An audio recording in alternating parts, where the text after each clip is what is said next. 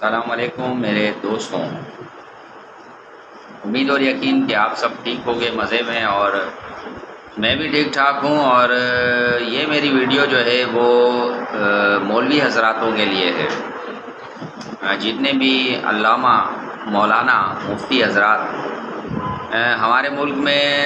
تبلیغ میں مصروف ہیں، اور ان کے لیے میری یہ ویڈیو ہے۔ اور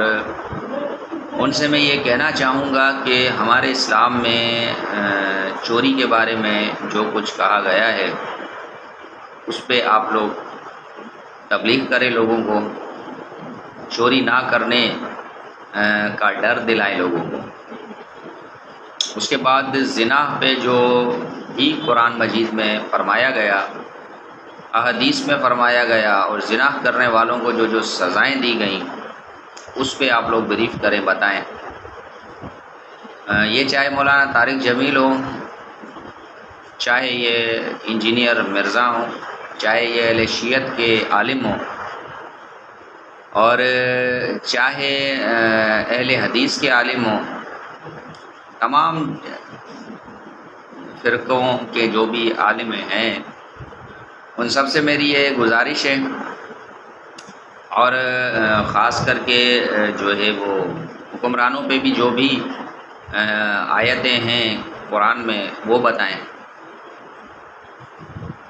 ملک میں معاشرے میں سدھار کے لیے دین کی باتیں بتائیں، اور نہ کہ فرقے واریت کی باتیں ہمیں بتائیں، نہ کہ ہمیں یہ بتائیں کہ جو صوفی بزرگ ہیں وہ بزرگ ہیں ہی نہیں، نہ کہ ہمیں یہ بتائیں کہ حضرت علی سے کس نے جنگ کی اور حضرت معاویہ نے کیا کیا، اور بی بی عائشہ کے بارے میں انہوں نے کیا کیا، یا حضرت امام حسین سے کیا ہوا۔ تو یہ باتیں ہزاروں سالوں سے، کئی سالوں سے ریپیٹ ہوئی ہوئی ہیں، لوگوں کو پتہ ہے کیا ہے کیا نہیں ہے۔ تو ان تمام مولانا حضرات سے میری گزارش ہے کہ آپ چوری، زنا،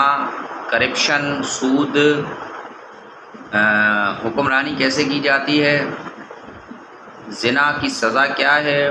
چوری کی سزا کیا ہے، غیبت کرنا اس کی کیا سزا ہے، برائے مہربانی ان ٹاپکس پر اپنی بات کریں، اور یہ ریٹنگ بڑھانے کے لیے یہ جو بھی دھندے کر رہے ہیں ان دھندوں کو بند کریں یہ لوگ، اور اس چیز پہ آپ لوگ تبلیغ کرو تاکہ معاشرہ سدھار کی طرف آئے۔